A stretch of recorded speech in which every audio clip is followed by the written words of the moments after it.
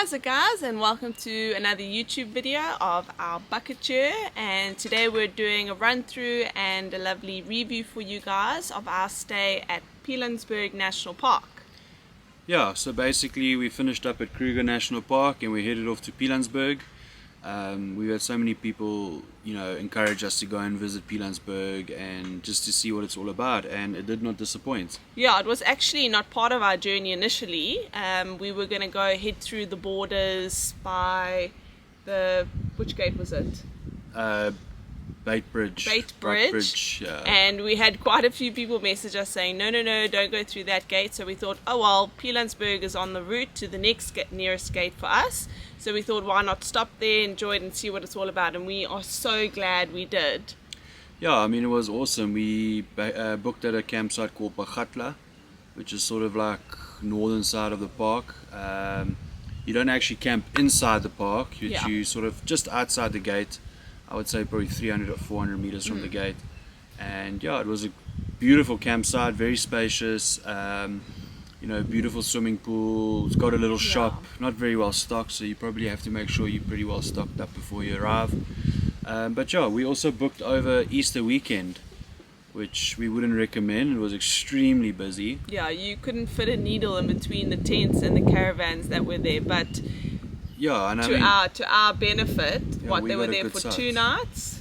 Yeah, I mean, it was sort of busy for 2 to 3 nights. And then it cleared out. And we had the best spot as well, I think, because we had torrential downpours. For about 3 days. For about 3 days straight, where some of the camps while we're driving past, you actually couldn't see their ground sheets because they were just covered in mud. But obviously where we had set up, it was just such a good spot that there was no mud anywhere for us. So that was a winner. So yeah, I mean, it was very busy, but not crazy. And like I said, with all the rain, I think a few people cleared out a bit earlier. Yeah, definitely. Yeah, so I mean, the campsites were great. Definitely would go back. I think once we sort of finished with our year of travel, that's one of the spots we'd definitely go visit again. Yeah, we actually decided, because of the rain for the 3 days, we decided let's extend our stay by another 2 nights. And thank goodness we did, eh? We started out our first drive. We were actually told on our first drive that there was a leopard in the area in a tree with a kill. So we thought, let's hold off, keep it for the next day, and we'll try be the first there to go and spot and see if we can find this leopard. And I'll let Vince tell you how that played out. Yeah, so we drove down this road, not really knowing which tree this leopard was situated in, but we saw one vehicle sort of parked off to the side. Not thinking much of it, and we were expecting, quite a few vehicles to be, watching this leopard in the tree. Obviously with leopards, if they've got a kill, they'll remain in that area for quite some time until the carcass is sort of finished. And we stopped and we saw this one vehicle parked there, and I just happened to look to my right, and on this massive boulder, right, I would say 20 meters from me, this female leopard just appeared. Which gave him the biggest fright. Yeah, you spend so much time constantly looking for leopards, and then when it's just right there in front of you, it's a little bit of a shock to the system. But it was so beautiful. She actually walked over this boulder. We just sort of stayed where we were, and she crossed the road right in front of our car and went up onto this tree, and that just happened to be the tree where this carcass was seen in the day before. So yeah, we spent some time with this female, watching her sitting in this tree. It was beautiful, still pouring with rain, and Meg's just decided to look behind her, high up onto the hills, and to our disbelief, there was this big male leopard just sitting high up on the rocks. I actually couldn't believe it at first. I looked and then I was like, no ways, and I looked again and I was like, no, that is definitely another leopard. Yeah, so we now didn't have one leopard but 2 leopards, and what actually happened is this big male, he's known as Clover, he actually started making his way down the mountain, and it's like a legit mountain, it's a big hill, and he came down all the way and chased this female out of the tree, and it actually happens to be his kill, his carcass, and he just walked off for a bit, and this female thought she'll take an opportunity to eat some of it. But it was an unbelievable leopard sighting, definitely our favorite sighting we've ever had, to see 2 leopards sort of pushing each other off a kill and walking across the road in front of us, and it was just photographically great. Yeah, it was despite wonderful. the downpour. It was just beautiful. Yeah. So that was sort of our first real major sighting, and then from there things died down a bit. Because of the rain. With the rain, it was extremely wet. I mean, so much mud. A lot of the roads were closed. Fortunately, with us having a 4x4, we were okay, and lots of fun was had in the mud and crossing little rivers and stuff. And yeah, it eventually cleared up and the game viewing improved a bit. We saw some beautiful scenery in terms of like Sasibis and blackback jackal, lots of rhino, clip springers. It was it was brilliant. I mean, we had, I think it was our second to last, no, it was our last game last drive, yes. Yeah, we decided let's just take it slow. We're gonna go just venture around. One of the very popular roads in that reserve is called Mungo Way.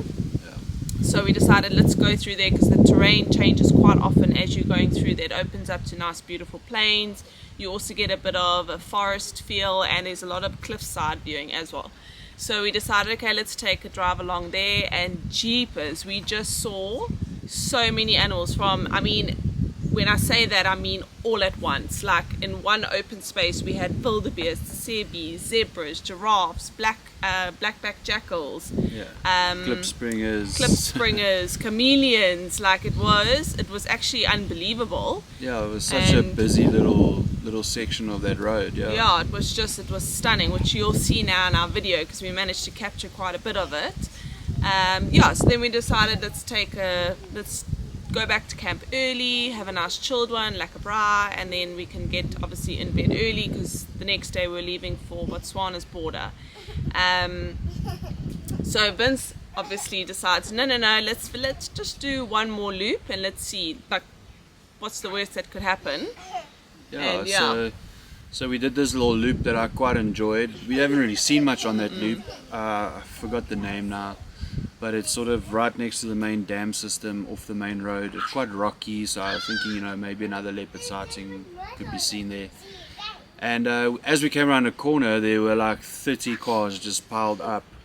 And we asked the one gentleman in the back of the queue, listen, what's everyone looking at? And they said, no, there's a male lion moving towards us, sort of off the left. And we thought, we're so far back, we're not really going to see much. But what's great is that this lion actually changed direction and moved straight towards us, and he walked right in front of the vehicle to the point where I actually had to put my camera down because he was right next to my window, and we happened to get the best seats in the house. It was such an awesome sighting. I think every vehicle at that sighting were jealous of Extremely jealous of us. In Pilansberg they've got these really big, almost like truck-like safari cars. So it's like a 30-seater. Yeah, so there was about 6 of those that were jam-packed with people, and then you had your normal, about 3 or 4 normal safari cars, and then obviously the self-drivers. And I kid you not, every single one of them were turning back and looking out at us because they couldn't believe where this lion had popped out. Yeah, and then basically where we were like on a loop. So there was like this mountain in the middle of this loop, and on the far right hand side of this mountain was the main road. We were on the left hand side of the mountain, and the lion was moving into this block, and I said to Meg, something's telling me that he's moving obviously towards the main road. So I turned around and then sped around the mountain onto the main road and got to sort of this opening where this dirt road sort of turns onto the main road. And as we stopped there, this male lion was walking down towards the road, on the dirt road, directly at us. And it was probably the most amazing sighting we've ever had. How you got that right, I have no idea. We were in disbelief. Yeah, and it was again, we had prime seats. It walked right up to our vehicle. We watched it walk probably from like 300 meters away right towards us, and there was no car in between us and the lion.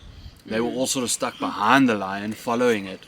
Again, it was a double whammy. Yeah, and it walked straight towards us, and basically right up to the vehicle, to the kids' window, and I mean it like within 3 to 4 meters from the kids' window. Yeah, I don't think we've ever heard them that quiet in our entire lives. Yeah, no, it was truly a special sighting, and one that I'll never forget. Perfect way to end off Pilansberg, and basically, yo, what a treat. Yeah, so I think we all headed back to camp, high-fiving, screaming. We were all so excited because we couldn't believe what we had just witnessed. But it was such a wonderful end to our Pilansberg trip. So, as always, we've put together for you a little video, some clips of what we viewed, and we hope you guys enjoy it. Thank you very much.